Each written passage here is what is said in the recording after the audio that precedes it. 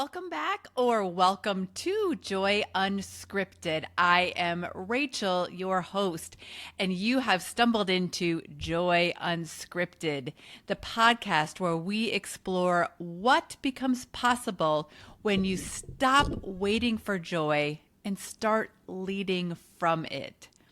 This space is for thoughtful conversations about leadership, purpose, and the kind of joy that is not performative or surface level. No. We are going deep. We are talking about the kind of joy that is deeply rooted in who we are and the impact we want to make. Because for a long time, leadership has been built on the quiet assumption that leadership must be exhausting. That if you want to make an impact, you should expect constant sacrifice. That the cost of leadership is depletion. Work harder, push longer, carry more, and eventually, if you endure long enough, success will come. But over time, I began noticing something different.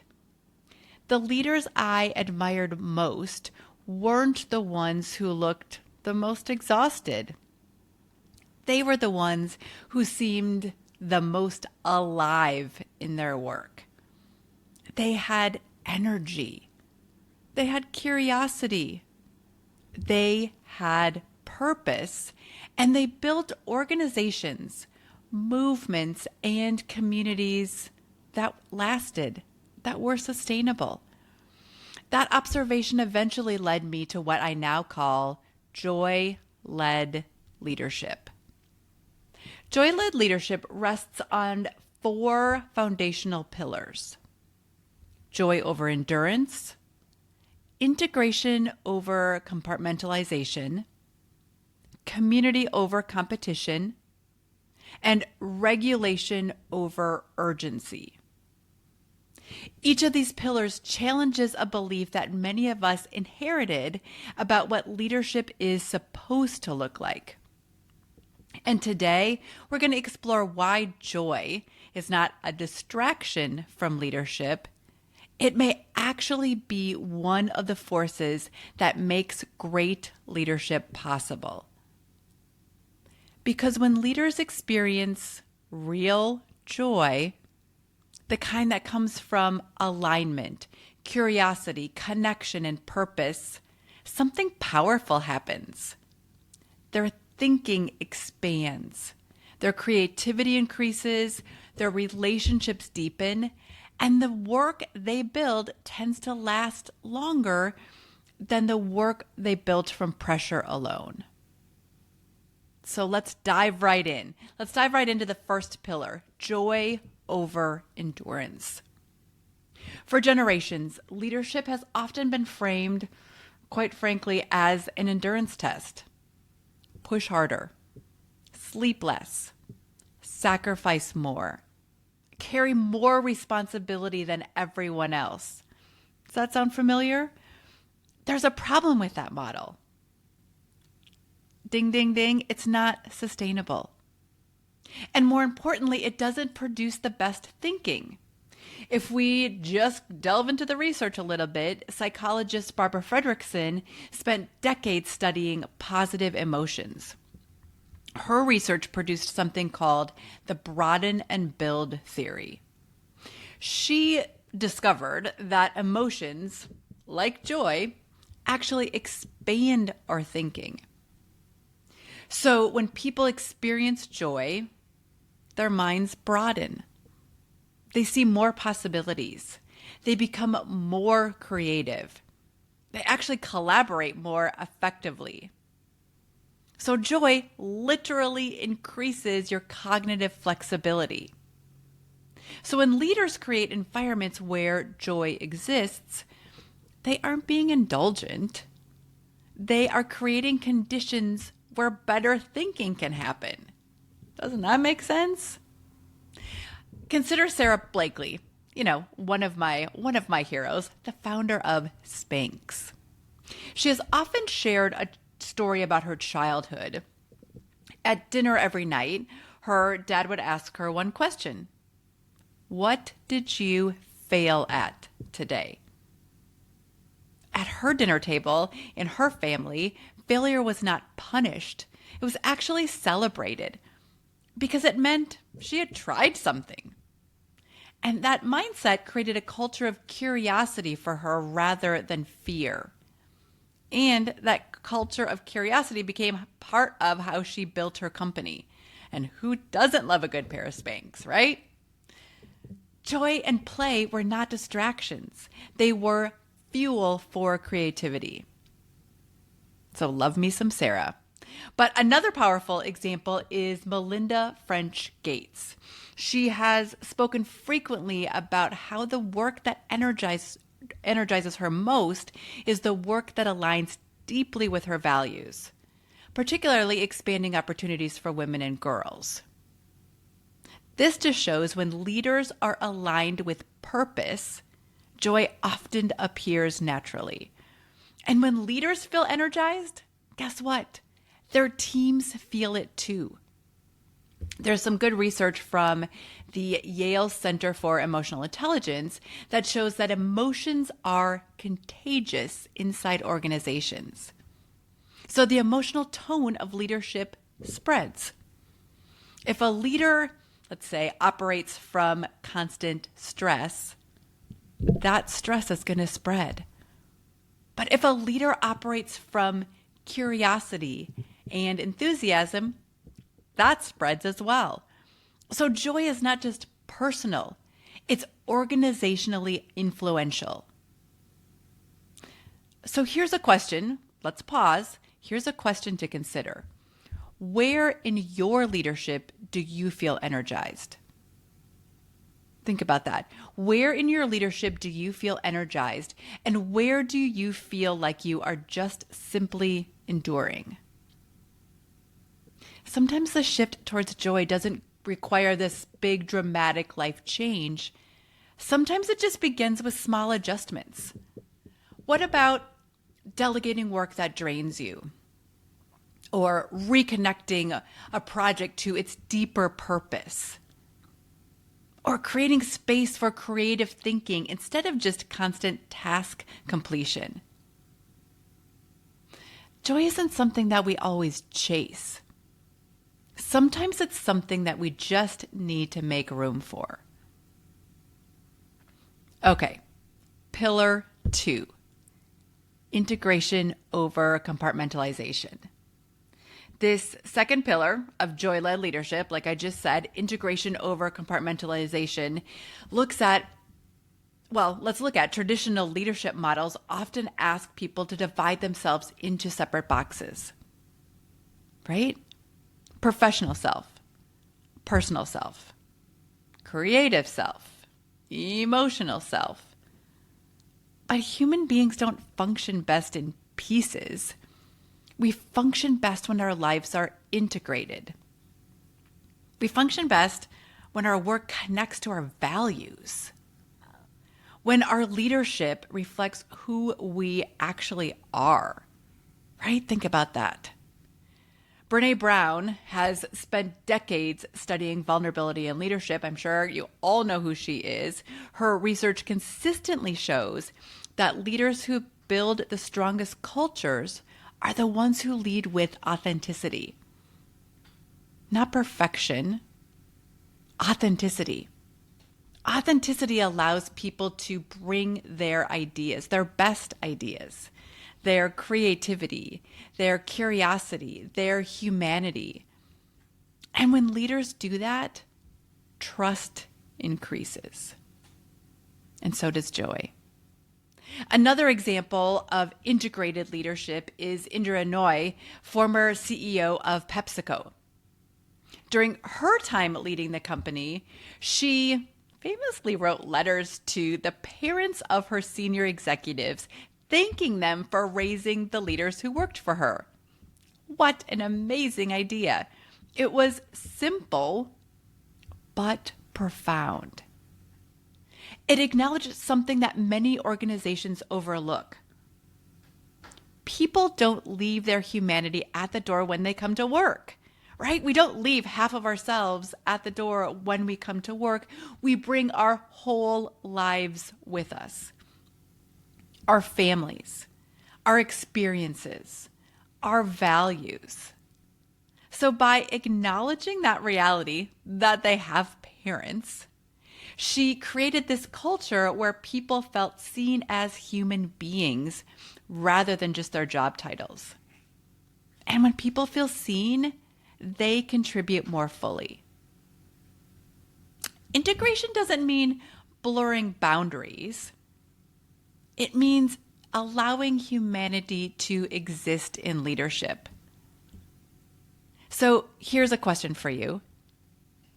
Where in your leadership are you compartmentalizing parts of yourself?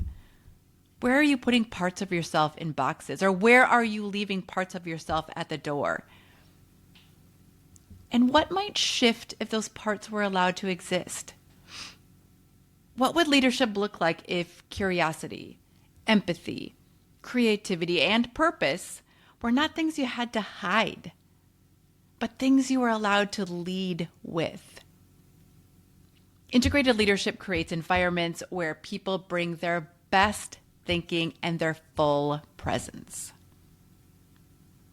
All right, are you ready to move on to pillar number 3? Community over competition. The third pillar of joy-led leadership is community over competition. Leadership is often framed as a lonely individual pursuit. The leader at the top, the single visionary. But meaningful leadership rarely happens alone. Impact grows through relationships, through collaboration, through shared purpose. A powerful example of this community-centered leadership is Reshma Shujani, founder of Girls Who Code. When she started her organization, her goal wasn't to become this big hero of a movement. Her goal was really to create a space where girls could explore technology together without fear. She focused on building belonging. Today, Girls Who Code has reached hundreds of thousands of students around the world. That impact didn't come from competition. That impact came from community. Another example is Jacinda Ardern, former Prime Minister of New Zealand. Her leadership style emphasized empathy, connection, and collective responsibility. Remember? During moments of crisis, she communicated with clarity and compassion. She didn't distance herself from people. No, she connected with them. And that connection built extraordinary levels of trust. And trust is one of the most powerful forms of leadership capital.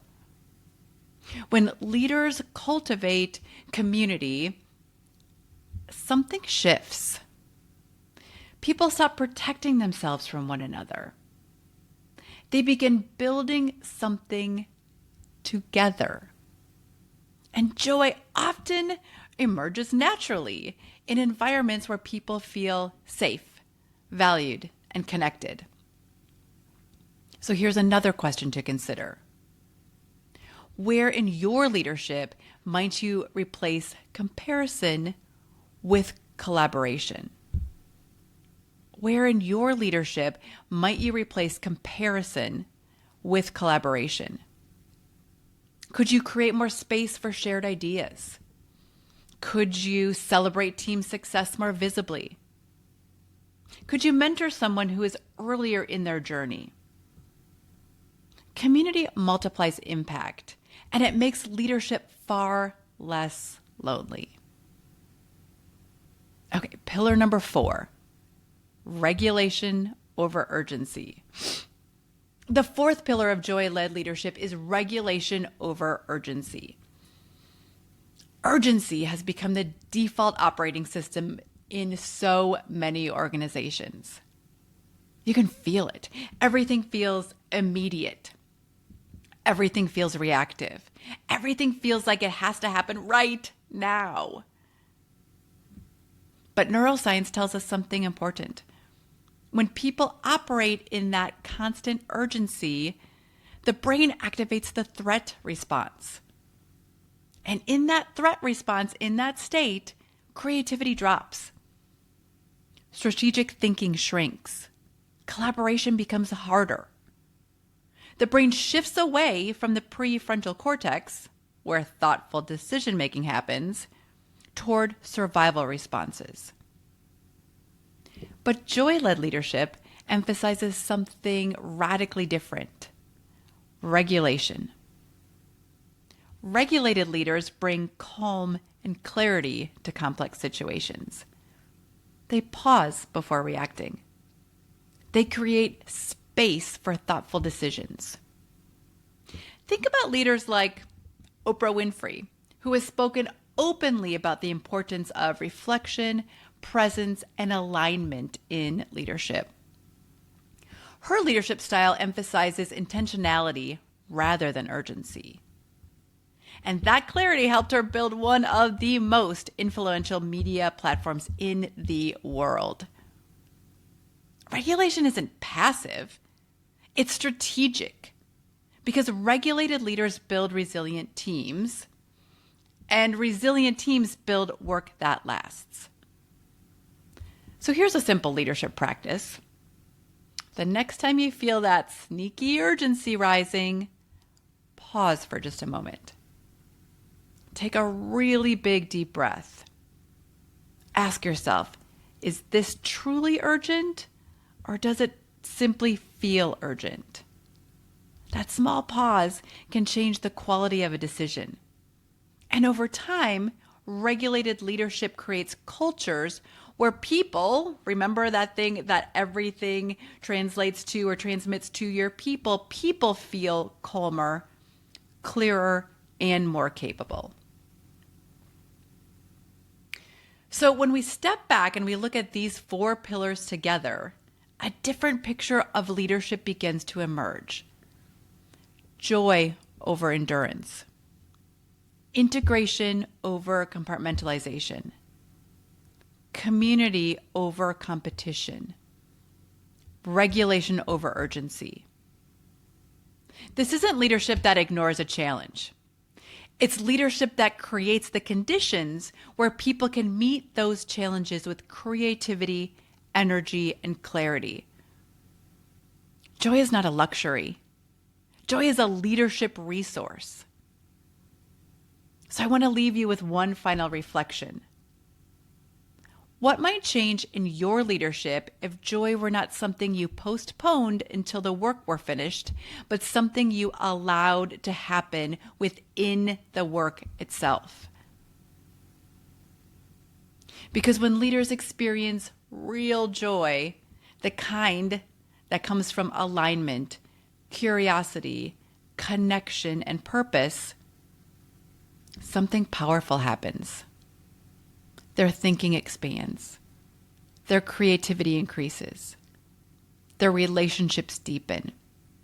And the work they build tends to last longer than work built from pressure alone. The leaders I admire most don't wait until the mission is finished to experience joy. They design their leadership and their lives so that joy can exist along the way. Because leadership was never meant to be constant depletion. Leadership can be expansive. And I truly believe the future will belong to leaders who are bold enough to lead from joy. So remember, lead from joy. If you liked this episode, drop a comment. Let me know. Let us all know how you are leading from joy. Share with others. Subscribe so that you never miss another episode. And remember, Rachel from Enjoy, I am celebrating you today and every day. And from my heart to yours, have fun, live well, enjoy.